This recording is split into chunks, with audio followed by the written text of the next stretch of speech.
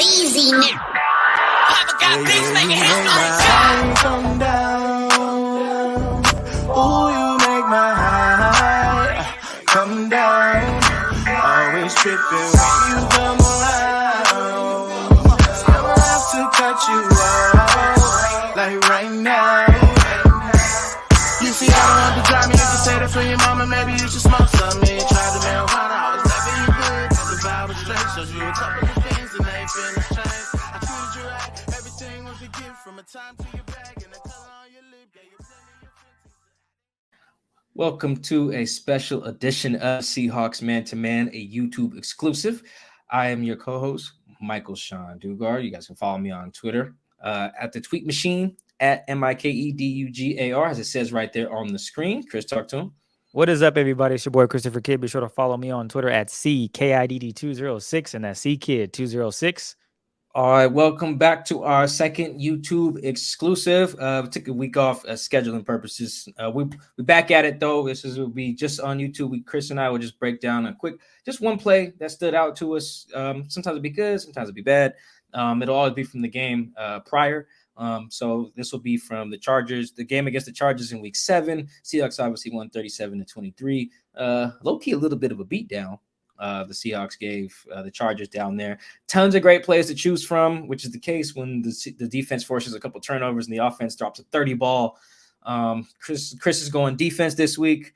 I'm going offense this week. It's beautiful. I think last time, what was it, Chris? You picked offense and I picked defense. So that's correct. Good. We didn't even plan it that way, just naturally flip-flopping. Am I going first, Chris, with the offensive? Sure, yeah, we can do that. Go ahead. Okay, cool. So I want to show you guys, because you can throw in the all 22 angle. This play, it's weird because I have to apologize early. The play didn't count. I'm picking a play that didn't count, and I'm a little sorry about that. But it's such a good play. It's 2nd and 12 from the Chargers 20 in the third quarter. The Seahawks are up 24-14. As you can see, here's the all 22 angle of it, and the Seahawks are in a very notable personnel, I think. Especially considering the injuries that they're facing this week against the Giants.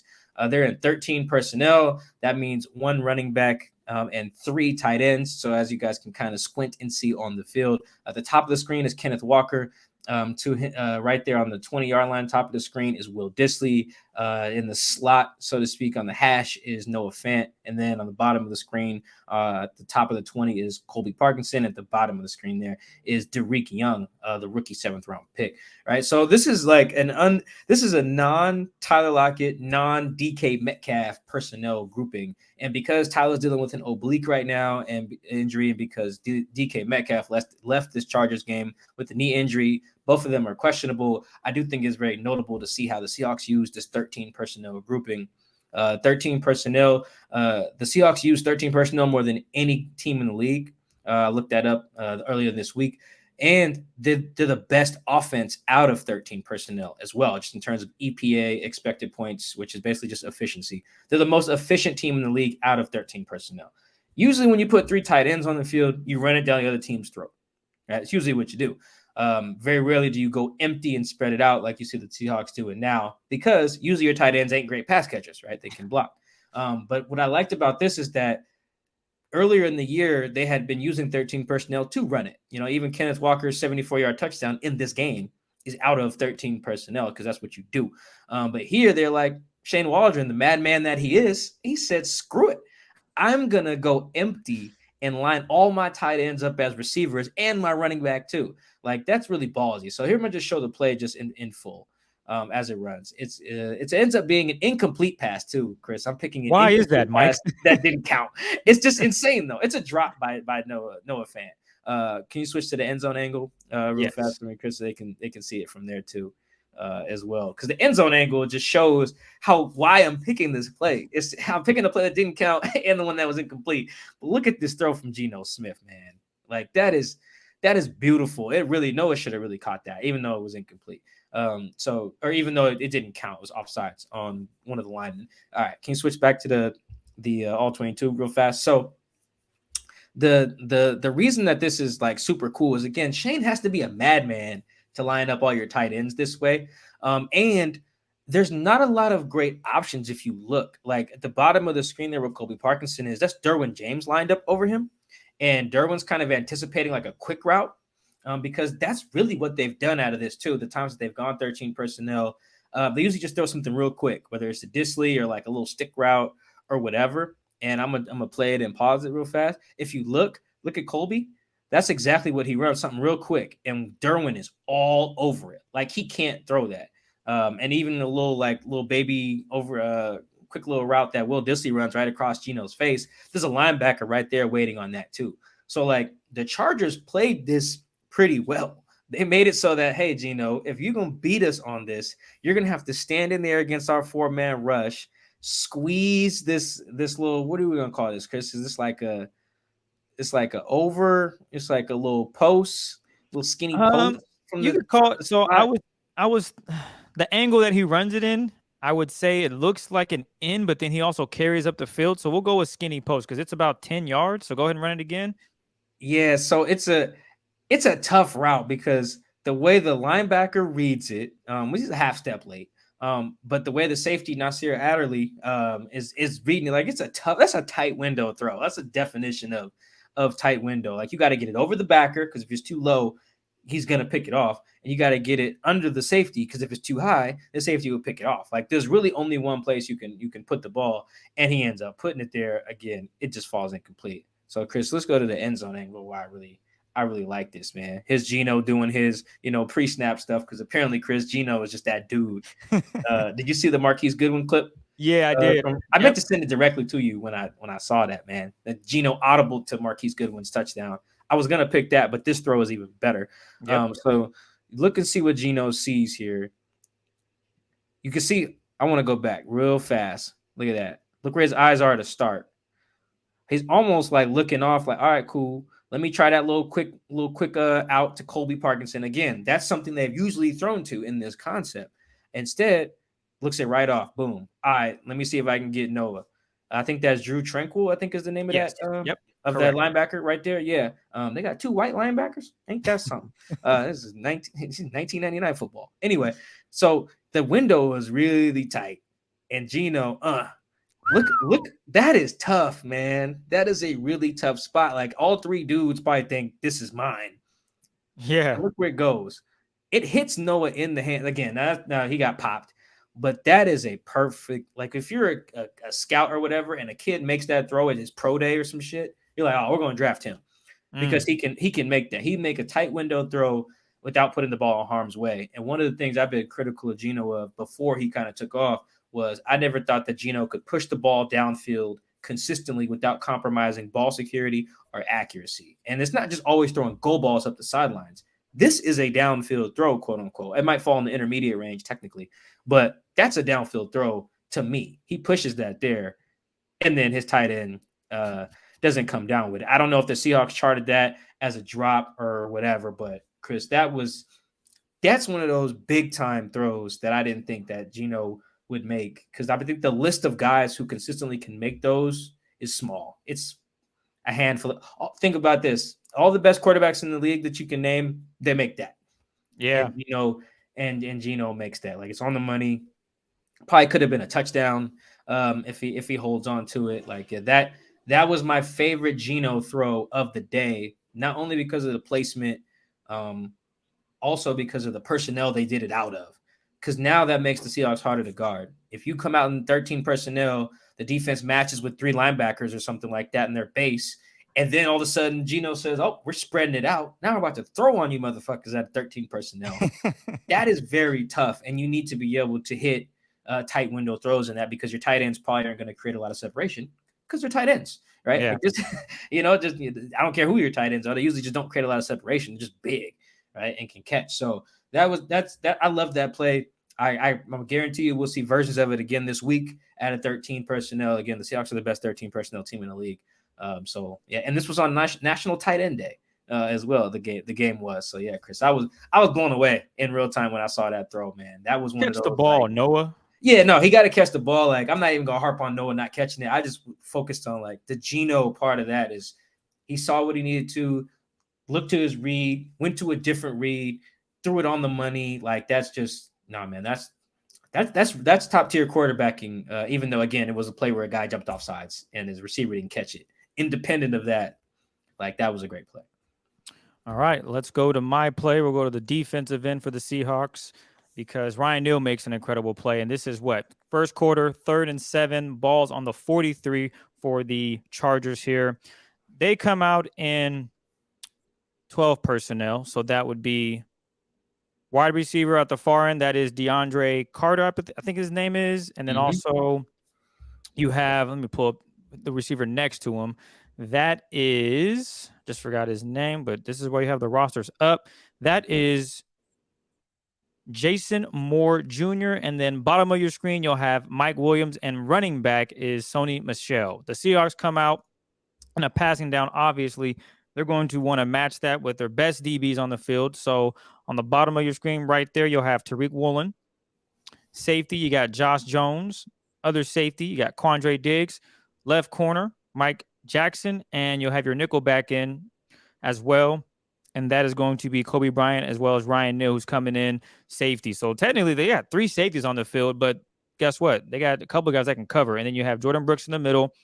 You got your defensive line, Nwosu, Brandon Jackson, Jefferson, and Darrell Taylor. So you got good pass rushers. No, that's Shelby Harris. Shelby Harris? Okay, so Shelby Harris, Jefferson, DT, and Nwosu. So you got really good pass rush coming, and they're matching it. So off top, one thing that the Chargers do, they want to see what defense they're in. Bring them in motion. So obviously, in these scenarios, when a player comes in motion and the defense doesn't follow, that means one thing, they're in zone. So immediately, Herbert figures, okay, they're in zone. Now the tough part is, what kind of zone are they in? You see safety Ryan Neal coming up. He's playing it somewhere in a hook zone. He's probably thinking that. Not sure, obviously, the play. A lot of things are going on in his head right now. There's a GIF out there with what's his name? He's a comedian. And there's a bunch of math going on. You know the GIF? The dude from The Hangover. Yeah, there's a GIF where all this stuff is going on. That's what Herbert's doing right now. He's thinking, what's going on? Let me dissect what the Seahawks are trying to do defensively. The Seahawks are going to be in cover 6. So what I'll do is I will even pull up what cover 6 looks like before I start explaining it, so you guys can see exactly what I'm referencing. Here's cover 6, right? So we went over all the players and the positions. So on the far right, or on the right side, you'll have Mike Jackson, obviously in red. In this scenario, they do have another safety. As you can see, the S curl flat. Instead, that's Kobe Bryant. Middle linebacker, yes, that is still Jordan Brooks. Will linebacker. In this scenario, the Seahawks are in dime. So with that, they bring in Ryan Neal, free safety Josh Jones, strong safety Quandre, and your other corner Tariq. We already went over the defensive line. So this is what it looks like. Your slot cornerback, your nickelback is going to drop to the flat.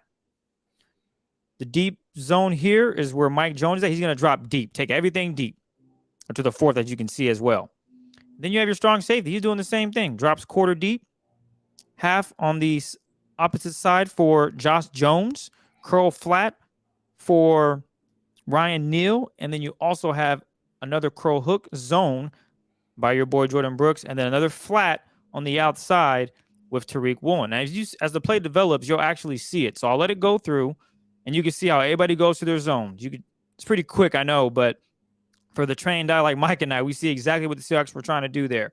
But I'm going to focus on Ryan Neal. He's watching the quarterback the entire time. He knows that he's going to cheat a little bit towards the middle because why? There's 2 receivers on the right side. So sometimes when we play flag football on Saturdays, I see lineups where there's 3 wide receivers on one side and maybe 1 wide receiver on the other. My middle guy, whoever it is, strong side or weak side, I tell him, hey, cheat over a little bit. Look at the formation. There's 3 dudes to one side. In this scenario, there's 2 dudes to the left. He's also trying to keep an eye for the running back. But again, Tariq Woolen has that responsibility in the flat if he does roll to the left. And in the scenario, if you watch it again, what happens? Sony Michel, he's going to roll to his left when the play snaps. Roll it to his left. Ryan Neal sees, okay, I'm staring at the cornerback. I don't feel anybody. I'm in good position. And then, boom, he reads it. He senses, okay, the ball's coming over the middle.